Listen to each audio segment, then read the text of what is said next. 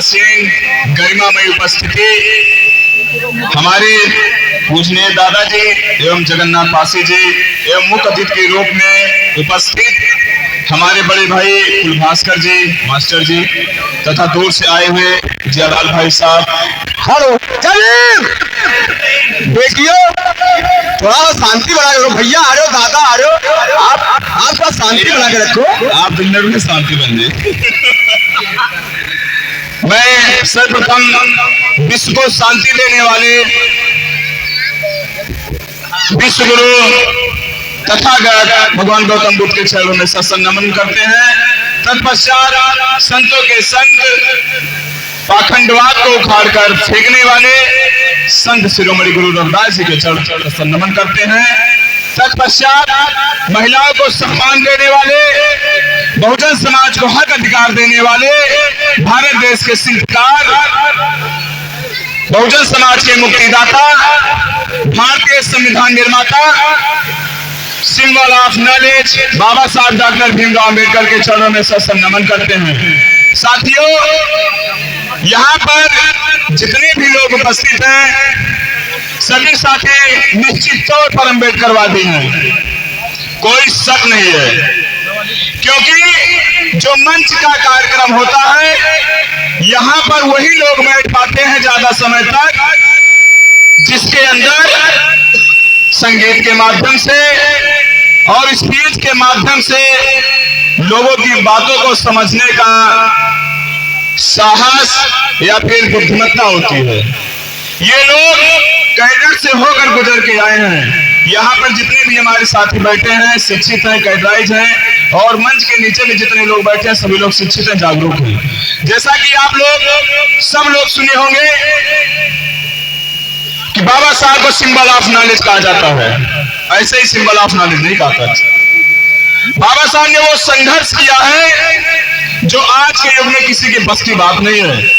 बाबा साहब के 32 डिग्रियां हासिल किए हैं, सबके बस की बात नहीं है। आज लोग बाबा साहब से ज्यादा डिग्री तो हासिल कर सकते हैं लेकिन वो ज्ञान हासिल नहीं कर सकते जो बाबा साहब ने ज्ञान हासिल किया है।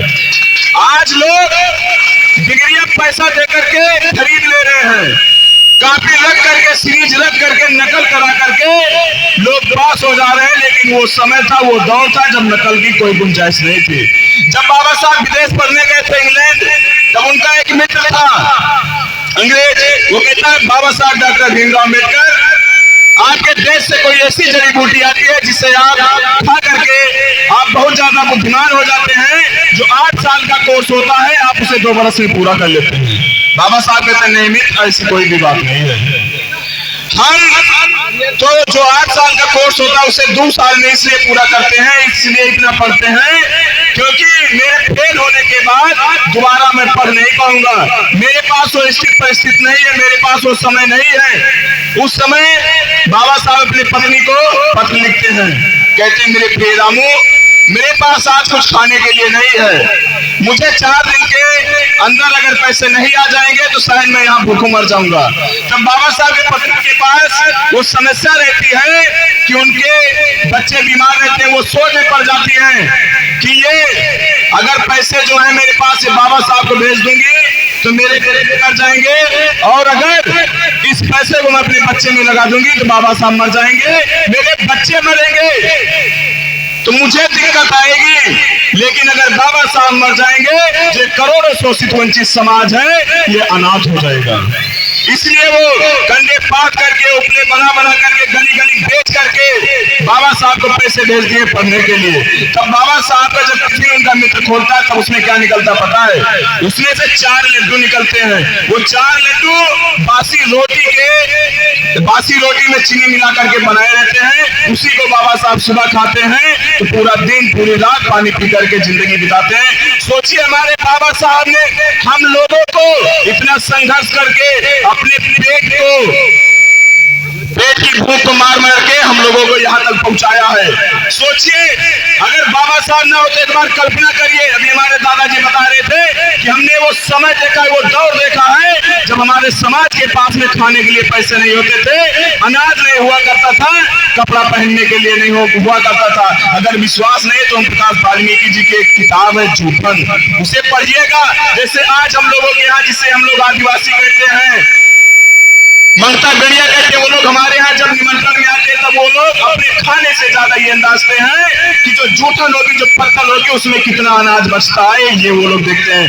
ठीक उसी प्रकार हमारा समाज जब हरवई चरवई करता था, तब ये समाज के लोग जिसके यहाँ ये हरवई करते थे, उसके यहाँ जब शादी विवाह पड़ता था तो घर से लेकर के खेत तक ये लोग साफ सफाई किया करते थे। और जिस दिन शादी होती थी, उस दिन जब लोग बाराती खाना खाने के बाद जाते थे, तब ये लोग जो जूठन बचता था पत्तल में, उसे बटोर करके लाते थे। और जब ज्यादा मिलता था तब लोग खुश हो जाते थे कि ये लोग रईस घर से हैं। और अगर कुछ नहीं बचता था तो मेरे समाज के लोग कहते थे ये लोग एकदम भुखमरे हैं, जो पत्तल में भी कुछ नहीं बचा हम लोगों के लिए। सोचिए, हमारे समाज के लोग उस जूठन को लाते थे घर में और सुखा करके उस पूरी को, उस चावल को सुखा करके मेरे समाज के लोग जब बारिश होती थी आषाढ़ के समय में, उसको खाते थे, अपने बच्चों को खिलाते थे नमक डाल करके। सोचिए मेरे समाज की क्या स्थिति थी। इस समाज के लोग परछाई से दूर भाग जाते थे, परछाई तक को नहीं छूना चाहते थे। यहाँ पर सब लोगों को पता है कि गले में मटकी बंधी रहती थी, कमर में झाड़ू बंधा रहता था। सोचिए वो क्या दौर था। हमारी महिलाओं को स्तन तक ढकने का अधिकार नहीं था। आज वही महिलाएं हमारे बाबा साहब की बदौलत, बाबा साहब के संविधान की बदौलत, आज वही महिलाएं प्रधान से लेकर के, चपरासी से लेकर के प्रधानमंत्री की कुर्सी तक बैठी है। और सर्वखंड जिसे नागरिक कहा जाता है, राष्ट्रपति, उसकी कुर्सी तक बैठी है। ये बाबा साहब के संविधान की देन है, किसी धार्मिक ग्रंथ की नहीं, किसी धर्म की देन है जिसमें आज हम लोग लिखते हुए हैं। ये धर्म तो महिलाओं को नीच बताता है, छोट बताता है। ये धर्म के लोग कहते हैं शूद्र गंवार ढोर पर सुनारी, सकल ताड़ने के अधिकारी। ये शूद्र है, ये मारने पीटने के लायक है। ये जो महिलाएं हैं, इनको जितना मारा पीटा जाएगा, जानवर को जितना मारा पीटा जाएगा, ढोल को जितना पीटा जाएगा, उतना ही अच्छा बजेगा, उतना ही अच्छे स्वर में बजेगा। ठीक उसी प्रकार से ये शूद्रों को जितना मारा पीटा जाएगा, ये लोग उतने ही अच्छे से चलेंगे। सोचिए, धर्म कहता था, लेकिन संविधान क्या कहता है? पढ़ो लिखो, आगे बढ़ो, और इस जो बाबा साहब कहते हैं सत्ता की तरफ जाओ, उस सत्ता पर काबिज हो जाओ और अपने लोगों को हक अधिकार दो। मैं कुछ चंद चीजें बता करके जाऊंगा जो हर जगह में बताता हूं, क्योंकि समय का अभाव है। बाबा साहब जब संविधान लिखे थे, तब बाबा साहब संविधान में आपको एक वोट का अधिकार दिए। आज जो लोग कभी आपके परछाई से दूर भागते थे, आज वो लोग आज आपकी परछाई से जो लोग भागते थे, वो लोग आज आपके पैर छूते हैं। चाहे ये चमार पासी बिरादरी के लोग, चाहे सुअर चराते रहे, चाहे चमड़ा छीलते रहे, वो लोग आपके आते पैर छूते हैं। जो लोग कभी दूर भागते थे, आज वो लोग आपके थाली में खाना खाने के लिए आते हैं और वो सोचते हैं कि आज अगर हम खाना खा लेंगे तो हमारा कल्याण हो जाएगा। सोचिए, जो लोग दूर भागते थे, आज आपकी थाली में खाना खाने के लिए तरस रहे, तड़प रहे। किसकी देन है? ये भारतीय संविधान की देन है, बाबा साहब की देन है। और बाबा साहब ने कहा था, जब तक आपका वोट का अधिकार जिंदा रहेगा तब तक समझिए कि ये संविधान जिंदा है और मेरे प्राण जिंदा है, हम इस पृथ्वी पर जिंदा हैं। तो आप लोग दोस्तों, आपका कर्तव्य बनता है कि बाबा साहब जो कहे थे, शिक्षा व शेरनी का दूध है, जो जितना पिएगा वो उतना धारेगा। बाबा साहब कहते थे कि अगर आपको अपने बच्चों को पढ़ाने के लिए आपके घर के बर्तन को बेचने पड़ जाए तो अपने घर के बर्तन को बेच दो। अगर आपको हाथ में खाना लेकर के खाना पड़े तो हाथ में खाना लेकर के खाओ, लेकिन अपने बच्चों को पढ़ाओ। वाकई में जिस दिन आप लोग अपने बच्चों को पढ़ा लिखा कर शिक्षित कर देंगे, जिस दिन आपका बच्चा मास्टर बन जाएगा, इंजीनियर बन जाएगा, IPS बन जाएगा, उस दिन आपको हाथ में खाना लेकर के खाने की जरूरत नहीं पड़ेगी, आपको अपने घर के बर्तन को बेचने की जरूरत नहीं पड़ेगी। वो बच्चा आपको सोने की थाली में खाना खिलाएगा, ये वादा है मेरा। बाबा साहब ऐसे ही लाखों किताब पढ़ने के बाद नहीं कहते शिक्षित हो, संगठित हो, संघर्ष करो।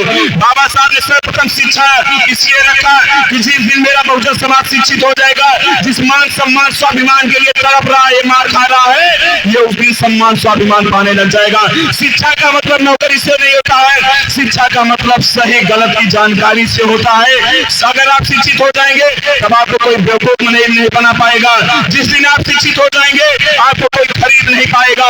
बाबा साहब कहे थे जो आपको वोट का अधिकार हम दे रहे हैं, ये आपकी बहन बेटियों की इज्जत को सुरक्षित रखेगा। अगर आप इस वोट को बेचेंगे तब अपनी बहन बेटियों की इज्जत को बेचेंगे। सोचिए, आप लोग शिक्षित होइए, संगठित होइए। बाबा साहब कहते संगठित होने का मतलब है संगठन। जिस दिन आप संगठन में हो जाएंगे आपको कोई तोड़ नहीं सकता है। जिस दिन आप संगठित हो जाएंगे आपके हक अधिकारों को कोई मार नहीं सकता है। जैसे अगर आपकी विचारधारा के लोग आपके मौजे में ज्यादा हो जाएंगे तो उस दिन आप अपनी सत्ता में आ जाएंगे, प्रधान बन जाएंगे कि नहीं बन जाएंगे। ये संगठन का महत्व है। उसके बाद बाबा साहब कहते शिक्षित होने के बाद, संगठित होने के बाद संघर्ष कहाँ करोगे? तब बाबा साहब कहते हैं कि जो किताब अपने सीने से मैं लगा करके खड़ा हूं इसको देखना, और जिधर को मैं हाथ उठा करके आपको ऐसे उधर को कूच कर जाना और संसद भवन विधानसभा में कब्जा कर लेना और अपने बहुजन समाज को हक अधिकार दिलाना। जिस समाज जो आपका समाज हक अधिकार के लिए तरसा है वो उस हक अधिकार दिलाना। जैसे आप लोग आज 5 किलो राशन के लिए लाइन में लगा के खड़े रहते हैं, लेकिन अब कभी आप ये नहीं सोचती हैं जहां से 5 किलो राशन निकलता है मेरा बच्चा वहां पर जाकर बैठे और मेरे बहुजन समाज को 5 किलो राशन नहीं 5 कुंटल राशन देने का काम करे। ये आप लोगों को करना होगा। आप लोग अपने वोट के इस्तेमाल को सही से करना और अच्छी जगह से करना। इस समय पर मैं आखिरी पंक्ति में बोलूंगा, यूजीसी जो आज बवाल मचा हुआ है, जो लोग कभी हिंदू राष्ट्र बनाने निकले थे, सनातन धर्म को बढ़ाने निकले थे, जो लोग सबको कह रहे थे कटोगे तो बटोगे, आज वही लोग जैसे ही यूजीसी बिल आया, SC ST OBC के सुरक्षा के लिए आया, उनके बच्चों के सुरक्षा के लिए आया, आज पूरे के पूरे लोग अलग हो गए और उसका विरोध करने लगे। एक कहावत है, शायरी जानते हैं क्या? 2 पांव पे नाव पसारे ऐसे कैसे, 2 नाव पर पांव पसारे ऐसे कैसे, हिंदू राष्ट्र भी प्यारा और यूजीसी का विरोध भी ऐसे कैसे। मित्रों, 2 नाव पर पांव पसारे ऐसे कैसे, हिंदू राष्ट्र भी प्यारा और यूजीसी का विरोध भी ऐसे कैसे। अरे हम लोग बाबा साहब के वो शिक्षित वंशज है जो आपके हर एक चाल पर निगरानी रखते हैं और आपकी इस चाल को हम नाकाम करके दिखाएंगे। दोस्तों, मैं आज इस मंच के माध्यम से आप लोगों को आह्वान करना चाहता हूं कि पैदल चलो या साइकिल से चलो या रिक्शा बुक कर लो या पिकअप से आओ, लेकिन गौरीगंज 16 फरवरी के आओ और गौरीगंज को हम लोग यूजीसी के समर्थन में पूरा जान करेंगे कि नहीं करेंगे। आप लोग आएंगे कि नहीं आएंगे? सारे लोग आइए, जितने हो सके उतनी संख्या में आइए। अपने रिश्तेदारों को फोन करिए, नात बात को फोन करिए, अपने मित्रों को फोन करिए और ओबीसी को बताइए कि आप आगे नहीं आ पा रहे, तुम्हारे पीछे खड़े हो जाइए। आपका SC समाज है वो आपकी लड़ाई भी लड़ेगा।